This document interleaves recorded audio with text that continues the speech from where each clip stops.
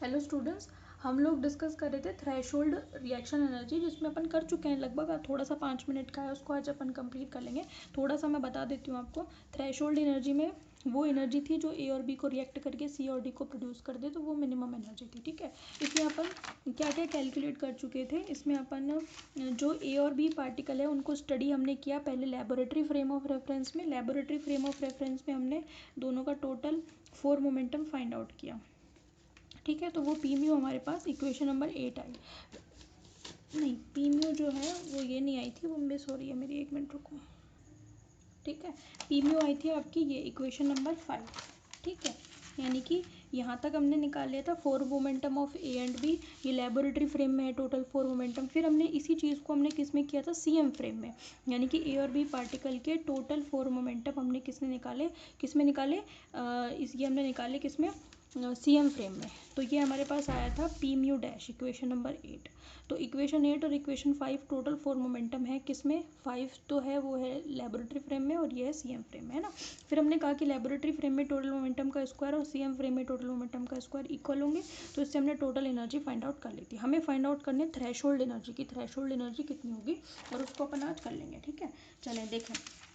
तो ये हमारे पास टोटल एनर्जी का क्या मतलब है भाई, यहाँ पे ई डैश हमें मिली है, इसका क्या मतलब है कि ये टोटल एनर्जी किस किस की एनर्जी होनी चाहिए। ई डैश जो है आपकी, ई डैश जो है ये आपके प्रोड्यूस जो पार्टिकल है सी और डी, उनकी एनर्जी। भाई ई डैश जो है वो E one dash plus E two dash है। ठीक है, तो ये किस किस पार्टिकल की एनर्जी है, ये है आपकी ए और बी की energy. Total energy C M frame में किस पार्टिकल की, रिएक्टेंट पार्टिकल की है। तो ऊर्जा संरक्षण नियम से इतनी ही एनर्जी जो है आपकी प्रोडक्ट पार्टिकल की भी होनी चाहिए। तो ये जो एनर्जी ई डैश है ये किसके इक्वल होनी चाहिए, total energy of product particle by the conservation of energy. ठीक है, तो उसी को अपन कंटिन्यू करते हैं। ठीक है, देखें। ठीक है, देखेंगे बाय कंजर्वेशन ऑफ एनर्जी,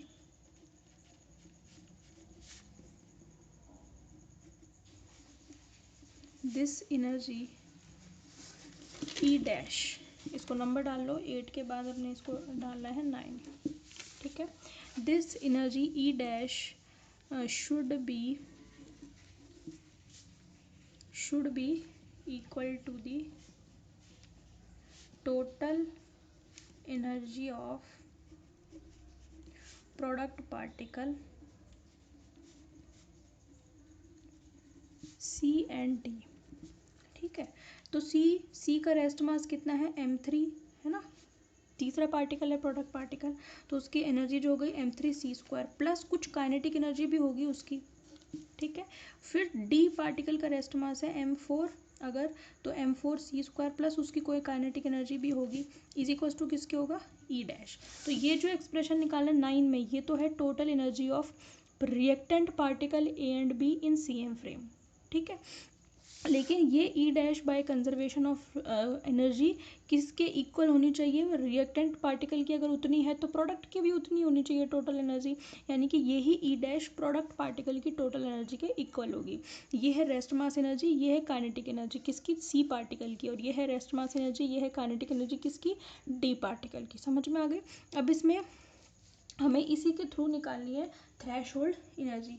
अब यहाँ पे आप बता दो, where T3 and T4 are kinetic energy of C and D, या फिर product particle. These are what, these are product particle, यानी कि उत्पाद कण।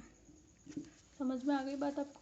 ठीक है, अब आप ये देखो कि थ्रेशोल्ड एनर्जी क्या थी। थ्रेशोल्ड एनर्जी वो मिनिमम एनर्जी थी किसी भी पार्टिकल के लिए, ए और बी के लिए वो मिनिमम एनर्जी थी कि वो ए और बी आपस में रिएक्ट करें और रिएक्ट करके सी और डी को प्रोड्यूस कर दें।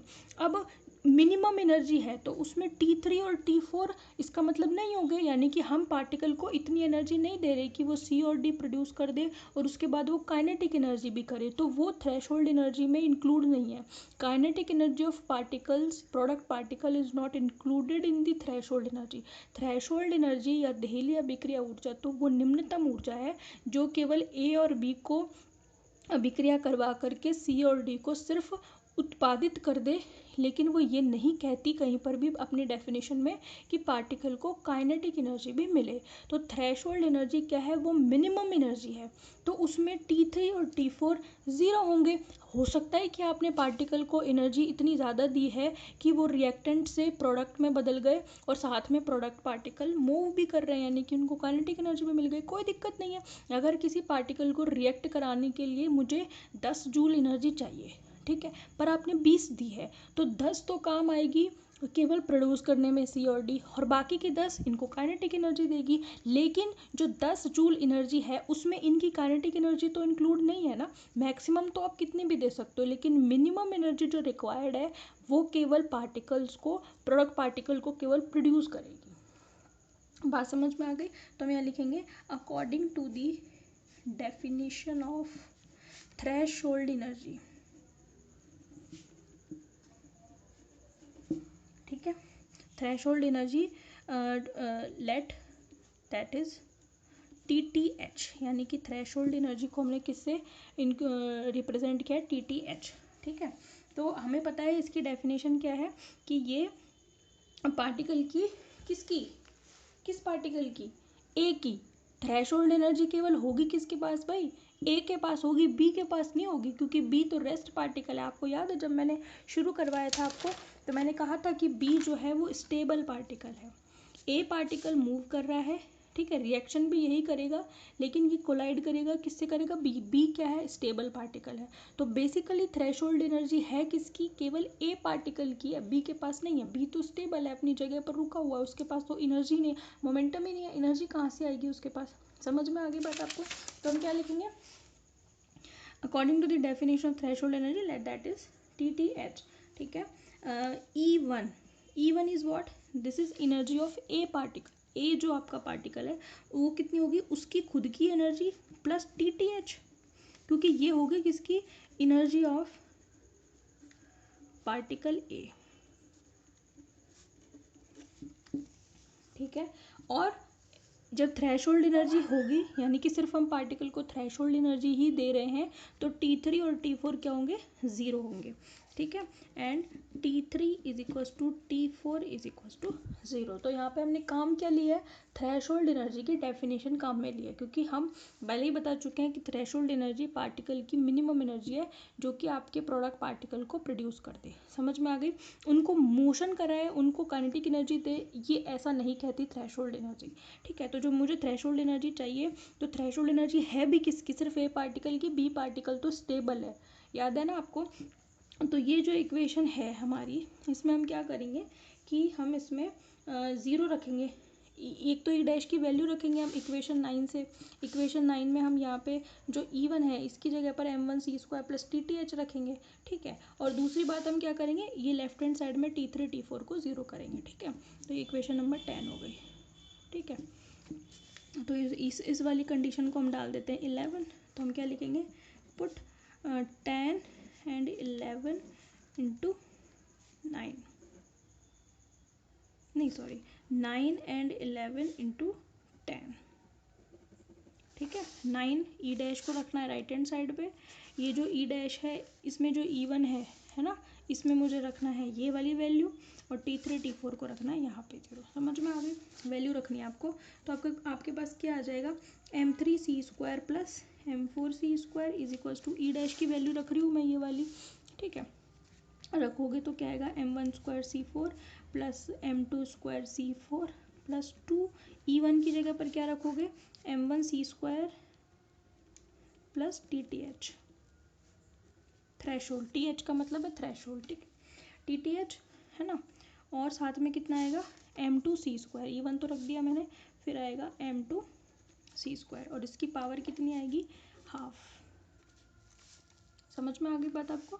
ये वैल्यू मैंने यहाँ रख दी, ठीक है, T3 T4 को ज़ीरो कर दिया, ठीक है। बस आपको अब आपका कोई दिक्कत नहीं, अब हो जाएगा। ये जो हाफ है इसको हटाने के लिए दोनों साइड स्क्वायर कर दो, तो आपके पास क्या बन जाएगा, m3 प्लस m4 का होल स्क्वायर, और c की पावर बन जाएगी 4, ठीक है। इसके द्वारा इधर कितना आएगा आपका, इधर देखो, इधर आपका एक काम, यहाँ पे एक काम ये करो आप कि यहाँ पे जो सी की पावर 4, सी की पावर 4 और ये सी स्क्वायर, ठीक है, ये इससे कैंसिल हो जाएगा, कैंसिल हो जाएगा। अच्छा पहले होल स्क्वायर बना लें फिर बात करते हैं। स्क्वायर हो जाएगा तो इधर क्या बचा, m1 square c4 plus m2 square c4 plus 2m1 c square plus TTH और m2 c स्क्वायर। इधर ध्यान से देखो कि किसका होल स्क्वायर बन रहा है। आप ध्यान से देखोगे तो आपको समझ में आ जाएगा कि किसका होल स्क्वायर बन रहा है। देखो m1 c स्क्वायर, मैं कह रही हूँ ना 2 वाली जो टर्म होती है उससे पता चलता है कि इसका होल स्क्वायर बनेगा। इसको इससे मल्टीप्लाई कर 2m1 c स्क्वायर, उधर बाहर कितना है m2 c स्क्वायर, तो 2m1 m2 c की पावर 4 आ रही है, तो c की पावर 4 तो बाहर आ गई। होल स्क्वायर किसका बन गया, m1 प्लस m2 का होल स्क्वायर बन गया।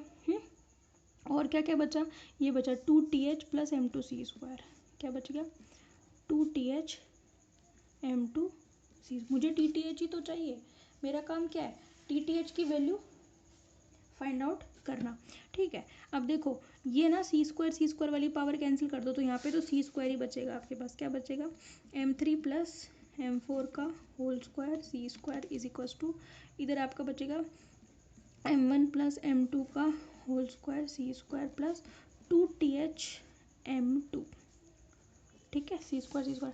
मुझे क्या चाहिए TTH निकाल लो। TTH कितना आएगा, ये आएगा आपका m3 प्लस m4 का whole square minus m1 plus m2 का होल स्क्वायर, बाहर कितना आ गया सी स्क्वायर, और डिवाइड हो जाएगा किससे 2m2 से, 2m2 नीचे आ जाएगा ना इसके, समझ में आ गया। ये खोल लो, नहीं तो कोई दिक्कत नहीं है, ऐसे भी छोड़ दोगे तो कोई दिक्कत नहीं है। बाकी ए स्क्वायर प्लस बी स्क्वायर वाले फॉर्मूले से इसको खोल लो, तो क्या ए स्क्वायर माइनस बी स्क्वायर क्या हो जाएगा, ए प्लस बी ए माइनस बी, ठीक है। तो ये आपका हो जाएगा m3 plus m4 minus m1 minus m2, ठीक है, और ये आपका सी स्क्वायर बाय 2m2। तो यही मुझे फाइंड आउट करना था थ्रेशोल्ड एनर्जी। इसमें क्रॉस क्वेश्चन कोई नहीं बनता, यही पूछा जाता है देहली अभिक्रिया ऊर्जा क्या है समझाइए और उसके लिए एक्सप्रेशन फाइंड आउट कीजिए, ठीक है। तो ये हमने TTH की वैल्यू फाइंड आउट कर ली। अच्छा यहाँ पे ये जो m3 plus m4 minus m1 minus m2 क्या है, ये है आपका डेल्टा m। डेल्टा m क्या होता है, एनर्जी लॉस, यानी कि यहाँ से हमें पता चल रहा है m3 m4 क्या है, total mass of product particle, और m1 m2 क्या है, total mass of reactant particle. तो प्रोडक्ट पार्टिकल के टोटल मास में से रिएक्टेंट पार्टिकल के टोटल मास को माइनस किया गया है, ठीक है। तो वो वैल्यू पॉजिटिव आ रही है, इसका मतलब क्या है, प्रोडक्ट पार्टिकल का टोटल मास रिएक्टेंट पार्टिकल के टोटल मास से ज़्यादा होगा, समझ में आ गई। सॉरी, तो इसको हम मास डिफेक्ट नहीं कहेंगे, हम इसको बोलेंगे मास एक्सेस, यानी कि द्रव्यमान में बढ़ोतरी हुई है, क्योंकि हमने प्रोडक्ट पार्टिकल में से रिएक्टेंट पार्टिकल को जब घटाया है टोटल मास को, तो वो ज़्यादा मिला है। यानी कि अगर मैं यहाँ पर कुछ भी मास लेकर के चली थी, है ना, वो अगर m1 है तो यहाँ पर मुझे m2 मिला है, और m2 is greater than m1 है। इसका मतलब क्या है, रिएक्शन से पहले टोटल मास जो था वो कम है, और रिएक्शन के बाद टोटल मास बढ़ गया है। इसका मतलब इसको क्या बोलते हैं, मास एक्सेस बोलते हैं। तो यहाँ पे ये जो टर्म है, इस टर्म को बोला जाता है delta m, and this is called mass excess. ये इसको बोला जाता है हिंदी में द्रव्यमान आधिक्य, समझ में आ गई।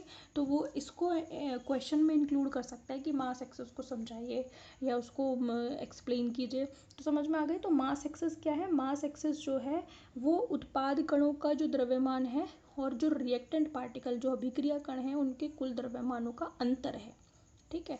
ऑब्वियसली बात है, ये तो एक्सप्रेशन से पता चल रहा है, कॉमन सेंस यूज़ करना है। m3 प्लस m4 है प्रोडक्ट पार्टिकल, m1 m2 है रिएक्टेंट पार्टिकल। तो टोटल मास में से प्रोडक्ट में से रिएक्टेंट के पार्टिकल के मास को घटाया है, पॉजिटिव आया, दैट मीन्स कि रिएक्शन के बाद पार्टिकल का मास बढ़ गया है ना, इंक्रीज हो गया। इसी को हमने क्या नाम दिया है, मास एक्सेस, ठीक है, या द्रव्यमान आधिक्य। तो ये टॉपिक आपका कंप्लीट हो गया, ठीक है। अब इसमें आपका एक टॉपिक बचा है ना, वो है पेयर प्रोडक्शन, जिसको अपन नेक्स्ट उसमें ही कर लेंगे। एक ही लेक्चर लगेगा उसमें, एक ही वीडियो लेक्चर, इससे ज़्यादा नहीं लगता है उसमें, ठीक है। तो आपका यूनिट सेकंड कंप्लीट हो जाएगी कल, ठीक है। फिर अपन नेक्स्ट उससे थर्ड यूनिट शुरू करेंगे, ठीक है। ये आपकी यूनिट सेकंड कल कंप्लीट हो जाएगी। लास्ट टॉपिक बचेगा एक पेयर प्रोडक्शन। ठीक है, ओके, थैंक यू।